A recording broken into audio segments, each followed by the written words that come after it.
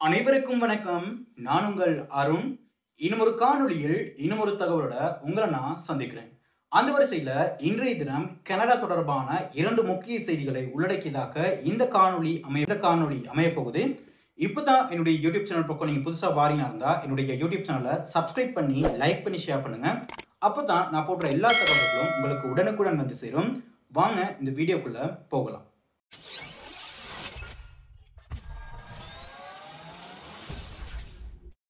Canada தொடர்பான பல செய்திகள் தொடர்ந்து பேசப்பட்டுக் கொண்டிருக்கின்ற அந்த வரிசையில் இன்றைய தினமும் கனடா தொடர்பான 2 செய்திகளை உங்களுக்கு நான் தெளிவாக கொண்டு வந்து சேர்க்க போகின்றேன். ஒன்று, கனடாவில் வீடுகளை வாடகைக்கு வழங்குவதாக கூறி 26 வயதுடைய பெண் கனடாவில் இருக்கின்ற பலருடைய பணத்தை மோசடி செய்திருக்கின்ற குற்றச்சாட்டுடன் தொடர்புடைய குறித்த பெண் தொடர்பாக ஒரு விழிப்புணர்வுக்காக காணொலியாகவும், அதே சந்தர்ப்பத்தில் இந்தியாவினுடைய பஞ்சாப் மாநிலத்தை சேர்ந்த 23 வயதுடைய குறிப்பிட்ட நபர் ஒருவர் தன்னுடைய பிறந்த நாளை கொண்டாடுவதற்கு தயாராகி கொண்டிருந்த நிலையில் கனடாவில் கல்வி கற்று வந்த சந்தர்ப்பத்தில் அங்கு இடம்பெற்ற ஒரு வாகன விபத்தில் உயிரிழந்திருக்கின்ற சம்பவம் தற்போது பெரும் சோகத்தை ஆழ்த்தியிருப்பதாக பார்க்கப்படுகின்றது. இந்த 2 செய்திகள் தொடர்பாகவும் பல்வேறுபட்ட முக்கிய தகவல்களை மிக தெளிவாக உங்களுக்கு நான் கொண்டு வந்து சேர்க்க போகின்றேன். அந்த வரிசையில் கனடாவில் கடந்த ஒரு சில வருடங்களாக இலங்கை, இந்தியா இன்னும் சில வெளிநாடுகளிலிருந்து பல்வேறான மக்கள் தங்களுடைய கல்வி தேவைக்காகவும் தொழில் வாய்ப்புகளை பெற்றுக் கொள்வதற்காக கனடாவுக்குள் செல்கின்ற காரணத்தினால் அங்கு கனடாவில் வாழ்கின்ற மக்களுக்கு தற்போது வீடு பற்றாக்குறை பிரச்சனை தொடர்ந்து அதிகரித்திருப்பதை எம்மால் பார்க்கக்கூடியதாக இருக்கின்றது.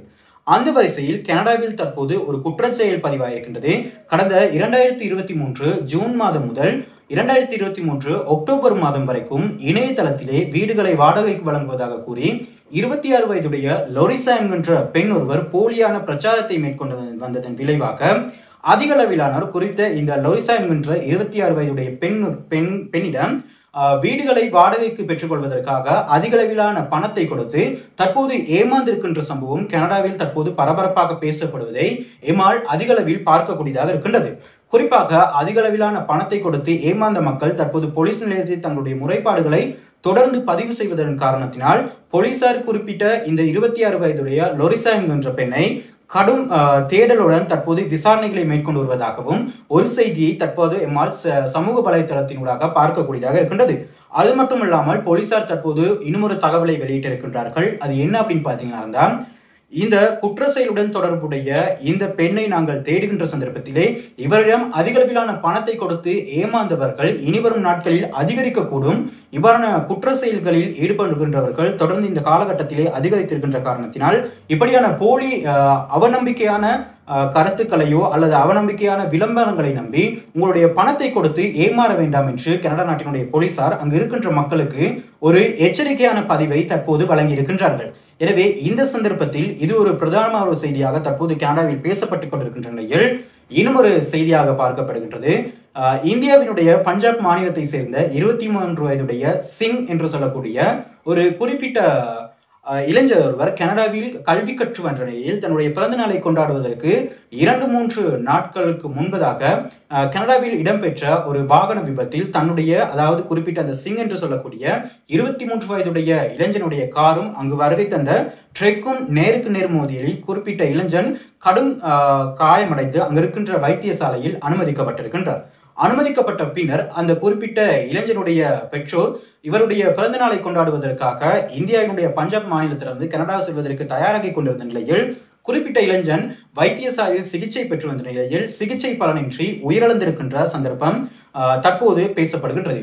இந்த சம்பவத்தின் மூலமாக கிட்டத்தட்ட 18 நாட்கள் கடுமையாக முயற்சி செய்து சிங் குறிப்பிட்ட இளைஞருடைய நண்பர்கள் அவருடைய பூத உடலை இந்தியாவுக்கு கொண்டு வருவதற்காக பல்வேறான முயற்சிகளை செய்து கடந்த 18 நாட்களுக்கு பின்னர் நேற்றைய தினம் இந்தியாவினுடைய பஞ்சாப் மாநிலத்துக்கு இவருடைய சரீரம், அதாவது இவருடைய பூத உடல் கனடாவிலிருந்து பஞ்சாபில் இருக்கின்ற தன்னுடைய வீட்டுக்கு கொண்டு வந்த சந்தர்ப்பத்தில் தன்னுடைய பையனுடைய பிறந்த நாளை கொண்டாடுவதற்காக தயாராகி கொண்டிருந்த பெற்றோருக்கு இப்படியான ஒரு துர்ப்பாக்கியமான செயல் பதிவாகி வந்ததை அந்த இந்தியாவில் இருக்கின்ற பஞ்சாப் மாநிலத்தில் இருக்கின்ற இந்த சம்பவத்தினால் அந்த பகுதியில் இருக்கின்ற பலரையும் சோகத்தில் ஆழ்த்தியிருப்பதாக ஒரு செய்தியை எம்மால் சமூக ஊடகத்தினூடாக பார்க்கக்கூடியதாக இருக்கின்றது.